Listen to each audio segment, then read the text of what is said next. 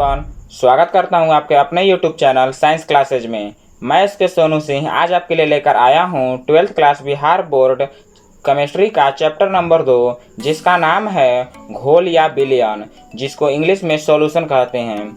दोस्तों, आज इस पार्ट से रिलेटेड सभी MBBI ऑब्जेक्टिव क्वेश्चन को देखने वाले हैं, जो बार बार बिहार बोर्ड परीक्षाओं में पूछे जाते हैं। इसलिए वीडियो को बिना स्किप किए हुए वीडियो में लास्ट तक बने रहिएगा। और वीडियो को स्टार्ट करने से पहले आप लोगों से एक छोटा सा रिक्वेस्ट है, यदि आप मेरे इस चैनल पर पहली बार हैं तो प्लीज़ चैनल को सब्सक्राइब कर लीजिए और बेल नोटिफिकेशन को ऑन कर लीजिए, ताकि जब भी मैं इस तरह का इंटरेस्टिंग वीडियो लाऊं सबसे पहले नोटिफिकेशन आप लोगों तक पहुंच सके।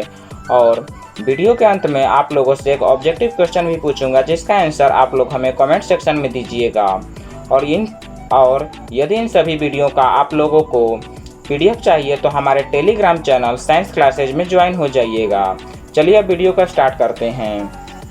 देखिए, ये 12th क्लास का केमिस्ट्री का चैप्टर नंबर 2 है, जिसका नाम है घोल या विलयन, जिसको हम इंग्लिश में सॉल्यूशन कहते हैं। अब चलते हैं ऑब्जेक्टिव क्वेश्चन की ओर। देखिए, आज का फर्स्ट क्वेश्चन क्या कह रहा है। क्वेश्चन नंबर 1 कह रहा है, क्वेश्चन नंबर 1 है कि सामान्य ताप एवं दाब पर किसी गैस के 1 मोल का आयतन होता है। यानी कि सामान्य ताप एवं दाब पर किसी गैस के 1 मोल का आयतन कितना होता है?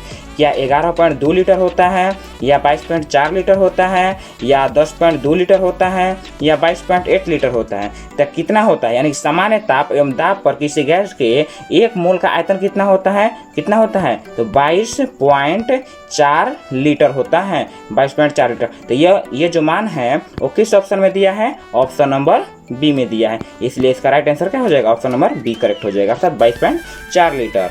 नेक्स्ट क्वेश्चन की ओर चलते हैं। क्वेश्चन नंबर 2 कह रहा है, क्वेश्चन नंबर 2 है, देखिए क्वेश्चन नंबर 2 क्या कह रहा है कि मोलरता को व्यक्त की जाती है। यानी क्वेश्चन का कहने का अर्थ हुआ कि मोलरता को व्यक्त की जाती है, यानी कि मोलरता का मात्रा क्या होता है, SI यूनिट क्या होता है? क्या ग्राम प्रति लीटर होता है, या लीटर प्रति मोल होता है, या मोल प्रति लीटर होता है, या मोल प्रति 1000 ग्राम होता है? तो इसका राइट आंसर क्या होगा? यानी कि मोलरता का SI यूनिट क्या होता है? क्या होता है? मोल प्रति लीटर। मोल प्रति लीटर होता है, मोल प्रति लीटर। इसलिए ऑप्शन नंबर इसका सी करेक्ट हो जाएगा।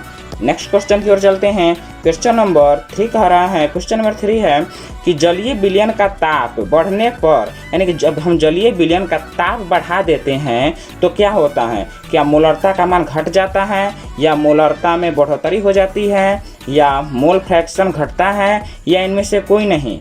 जब हम जलीय विलयन का ताप को अगर हम इंक्रीज कर रहे हैं, बढ़ा दे रहे हैं, तो मोलरता का मान क्या होता है? डिक्रीज हो जाता है, अर्थात घट जाता है। जब हम जलीय विलयन का ताप को अगर हम बढ़ा देंगे तो मोलरता का मान घट जाएगा, क्योंकि जलीय विलयन का जो ताप होता है वो मोलरता के व्युत्क्रमानुपाती होता है, जिसके कारण से अगर हम जलीय विलयन का ताप को बढ़ाएंगे तो मोलरता का मान जो जाता है घट जाता है। इसलिए इसका राइट आंसर क्या हो जाएगा? ऑप्शन नंबर ए करेक्ट हो जाएगा इसका राइट आंसर। नेक्स्ट क्वेश्चन की ओर चलते हैं। क्वेश्चन नंबर 4 कह रहा है, क्वेश्चन नंबर 4 है, देखिए कि इनमें से कौन अणु संख्या गुणधर्म है? इनमें से कौन अणु संख्या गुणधर्म है? देखिए, अणु संख्या गुणधर्म को पहचानने का एक अच्छा आप लोगों को टेक्निक बता रहे हैं कि अणु संख्या गुणधर्म जो होते हैं 4 होते हैं। 4 गो अणु संख्या गुणधर्म होते हैं। कौन कौन? तो पहला अणु संख्या गुणधर्म होता है कि वाष्प दाब का अपेक्षिक अनुमान होता है, और दूसरा होता है कि वाष्प दाब, देखिए पहला होता है वाष्प दाब का अपेक्षिक अनुमान, दूसरा होता है क्वथनांक का उन्नयन, और तीसरा होता है हिमांक का अनुमान, और चौथा होता है परासरण दाब। तो इसमें से इन चारों में से जो हम बताएं उसमें से क्या दिया है? परासरण दाब दिया है। यहाँ पर ऑप्शन नंबर डी में क्या है? परासरण दाब दिया है। इसलिए इसका राइट आंसर क्या हो जाएगा? ऑप्शन नंबर डी, यानी कि परासरण दाब जो है वो अणु संख्या गुणधर्म है। नेक्स्ट क्वेश्चन की, और दोस्तों आप लोगों को बता दूं कि इस तरह का क्वेश्चन बिहार बोर्ड परीक्षा में बार बार इस तरह का क्वेश्चन एक क्वेश्चन इस तरह का हमेशा पूछने को आप लोग को देखने को मिलेगा, देखिएगा। नेक्स्ट क्वेश्चन की ओर चलते हैं। क्वेश्चन नंबर 5 कह रहा है, देखिए क्वेश्चन नंबर 5 भी उसी पर आधारित है। निम्नलिखित में से कौन अणु संख्या गुणधर्म नहीं है? यानी कि जो ऑप्शन जो दिया है, ऑप्शन वो कौन है जो कि अणु संख्या गुणधर्म नहीं है? तो आप लोगों को बताएं कि अणु संख्या गुणधर्म कितने होते हैं? 4 होते हैं। तो उन चारों में से जो देगा और एक जो नहीं देगा, और एक जो होगा कि उसमें से नहीं होगा तो नहीं होगा, अणु संख्या गुणधर्म मान नहीं होगा। तो देखिए, हिमांक का अनुमान अणु संख्या गुणधर्म है, क्वथनांक का उन्नयन अणुसंख्यक गुणधर्म है, लेकिन और वाष्प दाब का अपेक्षिक अवनमन भी अणुसंख्यक गुणधर्म है, लेकिन प्रकाशीय क्रियाशीलता तो अणुसंख्यक गुणधर्म नहीं है। इसलिए इसका राइट आंसर क्या हो जाएगा? ऑप्शन नंबर सी इसका क्या हो जाएगा? राइट आंसर हो जाएगा। नेक्स्ट क्वेश्चन की ओर चलते हैं। क्वेश्चन नंबर 6 क्या कह रहा है? देखिए क्वेश्चन नंबर 6 है, क्वेश्चन नंबर 6 कि परासरण दाब निम्नलिखित में से किस समीकरण द्वारा व्यक्त किया जाता है? यानी कि परासरण दाब को हम निम्नलिखित में से किस समीकरण द्वारा व्यक्त करते हैं? देखिए परासरण दाब को हम पाई द्वारा भी सूचित करते हैं, ठीक है। तो परासरण दाब को हम निम्नलिखित में से किस समीकरण द्वारा सूचित करते हैं? तो परासरण दाब के लिए सूत्र होता है पाई भी बराबर NRT होता है। पाई भी बराबर NRT या P बराबर CRT होता है। P बराबर CRT होता है। तो देखिए ऑप्शन नंबर ए में क्या दिया है? ऑप्शन नंबर ए में देखिए ये दिया है कि P बराबर CRT दिया है, इसलिए इसका राइट आंसर क्या हो जाएगा? ऑप्शन नंबर ए करेक्ट हो जाएगा इसका राइट आंसर। नेक्स्ट क्वेश्चन की ओर चलते हैं। क्वेश्चन नंबर 7 क्या कह रहा है? देखिए क्वेश्चन नंबर 7 क्या कह रहा है कि अर्ध परागम में झिल्ली से परासरण की क्रिया में निकल जाते हैं। यानी कि अर्ध परागम में झिल्ली से परासरण की क्रिया में निकल जाते हैं। क्या निकल जाते हैं? देखिए अर्ध परागम में झिल्ली किसे कहते हैं पहले वो समझ लीजिए, तब आप लोग अपने आप से जान लीजिए कि किसके अणु निकल जाते हैं। तो देखिए अर्ध परागम में झिल्ली होता है कि वैसी झिल्ली जिसमें से विलाय के अणु जो होते हैं पार कर जाते हैं, लेकिन विलय के अणु पार नहीं होते हैं। तो कह रहा है किसके अणु निकल जाते हैं? तो आप लोग जान गए होंगे किसके अणु निकल जाते हैं? विलाय के अणु क्या हो जाते हैं? पार कर जाते हैं। तो इसलिए इसका राइट आंसर क्या हो जाएगा? ऑप्शन नंबर बी इसका राइट आंसर हो जाएगा। नेक्स्ट क्वेश्चन की ओर चलते हैं। और देखिए ये क्वेश्चन आया हुआ है 2020 का। नेक्स्ट क्वेश्चन की ओर चलते हैं। क्वेश्चन नंबर 8 है कि पहाड़ों पर जल का क्वथनांक कम हो जाता है क्योंकि, यानी कि पहाड़ों पर जल का क्वथनांक जो होता है कम हो जाता है। उसका रीजन दिया है यहाँ पर कि क्यों कम हो जाता है। क्या वहाँ पर वायुमंडलीय दाब कम होता है, या वहाँ ताप कम होता है, या वहाँ दाब ज़्यादा होता है, या हवा ज़्यादा होता है? तो पहाड़ों पर जल का क्वथनांक कम क्यों हो जाता है? तो होता है इसलिए क्योंकि वहाँ पर वायुमंडलीय दाब जो होता है कम हो जाता है। इसलिए ऑप्शन नंबर ए इसका राइट आंसर हो जाएगा। और ये भी क्वेश्चन 2020 का आया हुआ है। नेक्स्ट क्वेश्चन की ओर चलते हैं। क्वेश्चन नंबर 9 कह रहा है दोस्तों यदि वीडियो पसंद आए तो प्लीज़ चैनल को सब्सक्राइब कर लीजिएगा, क्योंकि इस तरह का वीडियो हमेशा इस चैनल पर लाता रहता हूँ। देखिए क्वेश्चन नंबर 9 क्या कह रहा है? क्वेश्चन नंबर 9 है कि आदर्श विलयन का निम्न में से कौन सा गुण है? यानी आदर्श विलयन का निम्न में से कौन सा गुण है? देखिए ये भी क्वेश्चन 2020 में आया हुआ है। तो कौन सा गुण है आदर्श विलयन का? क्या यह राउल्ट के नियम का पालन करता है, या राउल्ट के नियम का पालन नहीं करता है, या ए और बी दोनों, या इनमें से कोई नहीं? तो इस क्वेश्चन को ध्यान दीजिएगा कि आदर्श विलयन जो होता है वो राउल्ट का नियम का पालन करता है, इसलिए इसका राइट आंसर ए हो जाएगा। और अगर यह इसी के स्थान पर आदर्श विलयन के स्थान पर अगर दे देता कि अनादर्श विलयन निम्न में से कौन सा गुण है, यानी कि अनादर्श विलयन का निम्न में से कौन सा गुण होता, तो वो हो जाता अनादर्श विलयन जो राउल्ट का नियम का पालन नहीं करता है। अनादर्श विलयन जो होता है राउल्ट के नियम का पालन नहीं करता है, मगर आदर्श विलयन जो होता है राउल्ट के नियम का पालन करता है, इसलिए इसका right answer option number A हो जाएगा। नेक्स्ट क्वेश्चन की ओर चलते हैं। क्वेश्चन नंबर 10 कह रहा है, क्वेश्चन नंबर 10 है कि किसी वस्तु के प्रतिक्रिया करने का दर निर्भर करता है। यानी किसी वस्तु के प्रतिक्रिया करने का दर मतलब यहाँ दर कहने का अर्थ हुआ समय, दर कहने का अर्थ हुआ समय। यानी कि किसी वस्तु के प्रतिक्रिया करने का जो दर होता है वो किस पर निर्भर करता है? क्या परमाणु भार पर, या समतुल्य भार पर, या अणु भार पर, या सक्रिय भार पर? तो किस पर निर्भर करता है? सक्रिय भार पर निर्भर करता है। इस क्वेश्चन को याद रखिएगा, क्योंकि देखिए क्वेश्चन आया हुआ है 2017 का, और भी एग्जाम में आया हुआ क्वेश्चन है।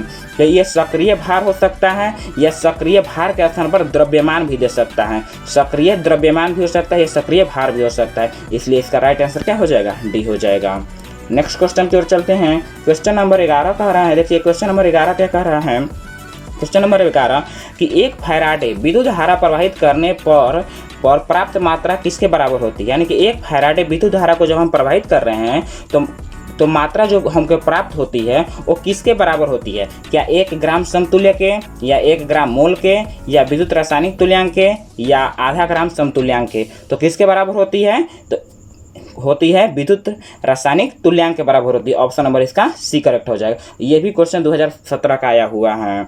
नेक्स्ट क्वेश्चन की ओर चलते हैं। क्वेश्चन नंबर 12 कह रहा है, क्वेश्चन नंबर 12 देखिए क्या कह रहा है कि लीटर बिलियन में विलेय के ग्राम अणुओं की संख्या को कहते हैं। क्या कह रहा है कि लीटर बिलियन में विलेय के ग्राम अणुओं की संख्या को क्या कहते हैं? क्या मोल प्रभाज कहते हैं, या सामान्यता कहते हैं, या मूलता कहते हैं, या मूलरता कहते हैं? तो ध्यान दीजिएगा, और अगर आप लोगों से यहाँ पर पूछा कि लीटर बिलियन पूछा तो इसका राइट आंसर क्या हो जाएगा? मूलरता। अगर यहाँ पर लीटर न देकर अगर यहाँ पर ग्राम देता तो वहाँ पर हो जाता मूलरता। लेकिन यहाँ पर क्या पूछ रहा है आप लोगों से? लीटर बिलियन, इसलिए इसका राइट आंसर क्या हो जाएगा? मूलरता इसका राइट आंसर हो जाएगा। ऑप्शन नंबर इसका डी करेक्ट हो जाएगा। नेक्स्ट क्वेश्चन की ओर चलते हैं। क्वेश्चन नंबर 13 कह रहा है, क्वेश्चन नंबर 13 है देखिए कि निम्नलिखित में से कौन राउल्ट का नियम है? यानी कि जो यहाँ पर संबंध दिया है वो कौन है जो कि राउल्ट के नियम से प्राप्त होता है? क्या P बराबर P नॉट एक्स, या P नॉट बराबर P एक्स, या P बराबर KH, या इनमें से कोई नहीं?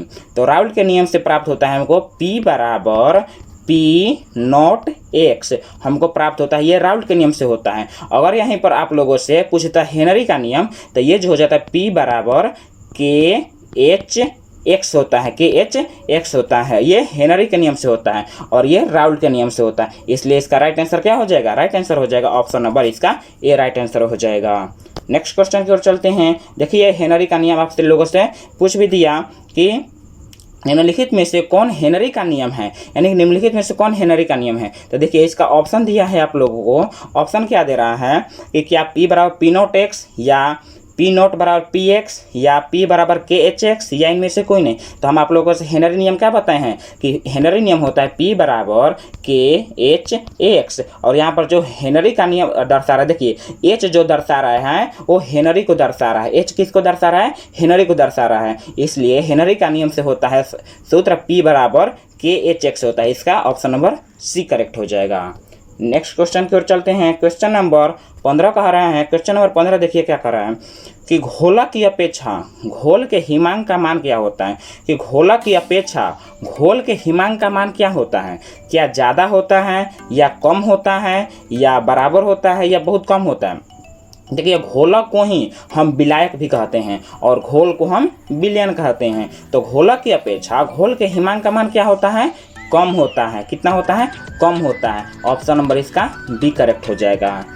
नेक्स्ट क्वेश्चन की ओर चलते हैं। क्वेश्चन नंबर 16 कह रहा है। क्वेश्चन नंबर 16 क्या कह रहा है कि किसी तनु विलयन के क्वथनांक में उन्नयन होता है, यानी किसी तनु विलयन के क्वथनांक में उन्नयन होता है, यानी क्वथनांक के उन्नयन जो होता है क्या होता है, यानी क्वथनांक के उन्नयन से इसमें से क्या संबंध होता है? तो देखिए ऑप्शन दिया है कि क्या क्वथनांक का जो उन्नयन होता है क्या सांद्रता के समानुपाती होता है, या सांद्रता के व्युत्क्रमानुपाती, यानी या यूनिवर्सल के समानुपाती, या इनमें से कोई नहीं? तो क्वथनांक का जो उन्नयन होता है, क्वथनांक के उन्नयन को हम डेल्टा टी द्वारा सूचित करते हैं। ठीक है, क्वथनांक के उन्नयन को डेल्टा टीवी द्वारा सूचित करते हैं और यह क्वथनांक का उन्नयन जो होता है समानुपाती होता है सांद्रता को हम सी द्वारा सूचित करते हैं, यानी कि समानुपाती किसके होता है? सांद्रता के। अर्थात इसका राइट आंसर हो जाएगा ऑप्शन नंबर ए। इसका राइट आंसर क्या हो जाएगा? ऑप्शन नंबर इसका राइट आंसर ए हो जाएगा। नेक्स्ट क्वेश्चन की ओर चलते हैं। क्वेश्चन नंबर 17 पूछ रहा है आप लोगों से कि विलयन में विलेय तथा विलायक के मोल प्रभाज का योग कितना होता है? यानी कि विलयन में विलेय को ही हम क्या कहते हैं? विलेय को ही हम कहते हैं घुल्य, और विलायक को हम कहते हैं घोलक। और देखिए मोल प्रभाज को ही हम मोल अंश भी कहते हैं। तो देखिए घुल्य या अर्थात विलेय और विलेय और विलायक का योग जो होता है वो किसके बराबर होता है? तो देखिए इसके लिए होता है XA प्लस XB का मान जो होता है किसके बराबर होता है? 1 के बराबर होता है। किसके बराबर? 1 के बराबर होता है। अर्थात इस कहने का अर्थ हुआ कि विलयन में विलेय तथा विलायक के मोल प्रभाज का योग जो होता है कितना होता है? 1 होता है। ऑप्शन नंबर इसका सी करेक्ट हो जाएगा। ऑप्शन नंबर इसका सी करेक्ट हो जाएगा। नेक्स्ट क्वेश्चन की ओर चलते हैं। क्वेश्चन नंबर 18 कह रहा है। क्वेश्चन नंबर 18 है कि परासरण दाब को व्यक्त किया जाता है, यानी कि इन चारों ऑप्शनों में से किसके द्वारा हम परासरण दाब को व्यक्त करते हैं? क्या हम डेल्टा द्वारा, या डिग्री सेल्सियस द्वारा, या पाई द्वारा, या इनमें से कोई नहीं? यानी कि परासरण दाब को हम किसके द्वारा सूचित करते हैं, तो किसके द्वारा सूचित करते हैं, पाई द्वारा सूचित करते हैं, पाई द्वारा। ऑप्शन नंबर इसका सी करेक्ट हो जाएगा। दोस्तों यदि वीडियो पसंद है तो प्लीज़ चैनल को सब्सक्राइब कर लीजिएगा और अपने सभी दोस्तों के साथ भी इस सभी वीडियो को शेयर कर दीजिएगा। और अगर आप लोगों को इन सभी वीडियो का PDF चाहिए तो हमारे टेलीग्राम चैनल साइंस क्लासेज में ज्वाइन हो जाइएगा। क्वेश्चन नंबर की ओर चलते हैं। क्वेश्चन कह रहा है, क्वेश्चन नंबर 19 है, निम्न में से ताप द्वारा प्रभावित नहीं होता है, यानी कौन है जो कि ताप द्वारा प्रभावित नहीं होता है, क्या नॉर्मलता या फॉर्मलता या मोलरता या मोललता, यानी कौन है जो कि ताप पर निर्भर नहीं करता है, उस पर ताप का कोई प्रभाव नहीं पड़ता है, तो कौन है, मोललता है। देखिए मोललता भी होता है और एक मोल अंश या मोल प्रभाज भी होता है जो कि ताप पर निर्भर नहीं करता है, लेकिन यहाँ पर दिया क्या है, मोललता, इसलिए इसका राइट आंसर क्या हो जाएगा, option number D. Next question की ओर चलते हैं और ये आज का लास्ट क्वेश्चन होने वाला है और इसके बाद आप लोगों से एक ऑब्जेक्टिव क्वेश्चन पूछूंगा जिसका आंसर आप लोग हमें कमेंट सेक्शन में दीजिएगा। क्वेश्चन नंबर 20 का रहा है कि आइसोटोनिक विलयन वे हैं जिनके बराबर होते हैं, यानी कि आइसोटोनिक विलयन वे हैं जिनके बराबर होते हैं, क्या बराबर होते हैं, तो देखिए क्या बराबर होते हैं, परिसारक दाब या हिमांक या क्वथनांक या इनमें सभी। तो यहाँ आइसोटोनिक विलयन वे हैं जिनके बराबर होते हैं, क्या बराबर होते हैं, परिसारक दाब बराबर होते हैं, परिसारक दाब। ऑप्शन नंबर इसका ए करेक्ट हो जाएगा। अब ऑब्जेक्टिव क्वेश्चन की देख लेते हैं। एक ऑब्जेक्टिव क्वेश्चन देख लेते हैं जिसका आंसर आप लोग हमें कमेंट सेक्शन में दीजिएगा कि इसका राइट आंसर क्या होने वाला है। देखिए क्या कह रहा है कि आदर्श विलयन में मिश्रित होने के कारण अवयव के एंथैल्पी परिवर्तन का मान कितना होता है, क्या 0 होता है या धनात्मक होता है या ऋणात्मक होता है या इनमें से कोई नहीं, तो इसका राइट आंसर क्या होने वाला है आप लोग हमें कमेंट सेक्शन में बताइएगा। और दोस्तों यदि आप लोग हमारे चैनल को सब्सक्राइब नहीं किए हैं अभी तक तो प्लीज़ चैनल को सब्सक्राइब कर लीजिए, क्योंकि इस तरह का इंटरेस्टिंग वीडियो हर रोज़ इस चैनल पर लाता रहता हूँ। और देखिए आप लोग का इसका PDF चाहिए तो हमारे टेलीग्राम चैनल में ज्वाइन हो जाइएगा, क्योंकि देखिए आप लोगों को यहाँ पर आंसर की भी दे दिया हूँ ताकि आप लोग आसानी से इसको प्रिपरेशन कर सकते हैं। आज के लिए इतना ही, मिलते हैं अगले वीडियो में, तब तक के लिए